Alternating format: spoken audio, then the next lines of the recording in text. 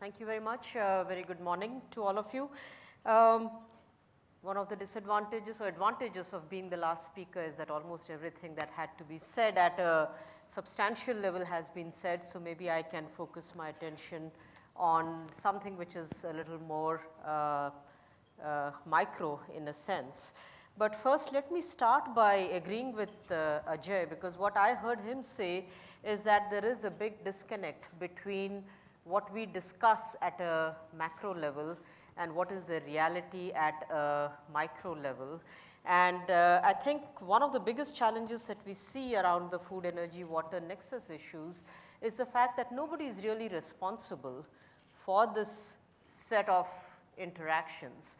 If I look at within the Indian system, and right from national government level, and Dr. Ghosh can possibly support me on this, going down to the panchayats or the municipal corporations, the interface issues, the nexus issues between energy, food and water are nobody's responsibility, and I think we need to recognize that. In the absence of that, when we talk about dealing with nexus issues, the question is how, what are the mechanisms that are available to us. So that's I think it would be wonderful to hear from the audience on experiences or experiments that you may have undertaken that would allow us to look at how do you deal with these nexus issues in the absence of any formal frameworks within which they can be addressed.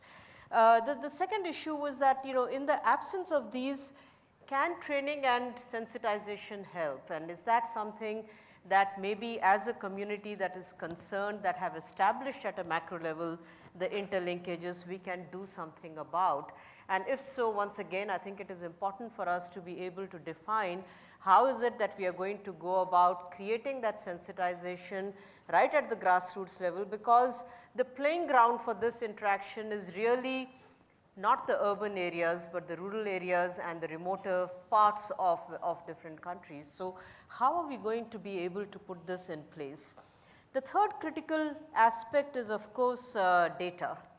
I mean, that's something that is oft repeated in almost every count, but I think in the Asian regions, South Asia in particular, I think availability of data, availability of models, to be able to interpret this data and then to be able to come up with the kinds of coping strategies that are required is again a major challenge. We had a wonderful presentation on glaciers from David, and I think if you look at what happened in Uttaranchal, or if you look at what happened in Pakistan 2-3 years ago and the kinds of flooding situation and the human disaster that took place, it's a good indication of how completely unprepared we are to deal with the consequences of challenges that are posed as a result also of this interface, because as David rightly mentioned, a lot of the biomass burning that takes place in the region causes the deposition of black carbon, and it accelerates the melting of glaciers, etc. There are these linkages that are in various directions that we have to be able to understand. And finally, I think I would just stop by saying that you know, yesterday in a presentation that we had on sustainable energy for all issues, it was recognized that subsidies are going to be very difficult, that the role of public financing can only be one where it is leveraging private finances.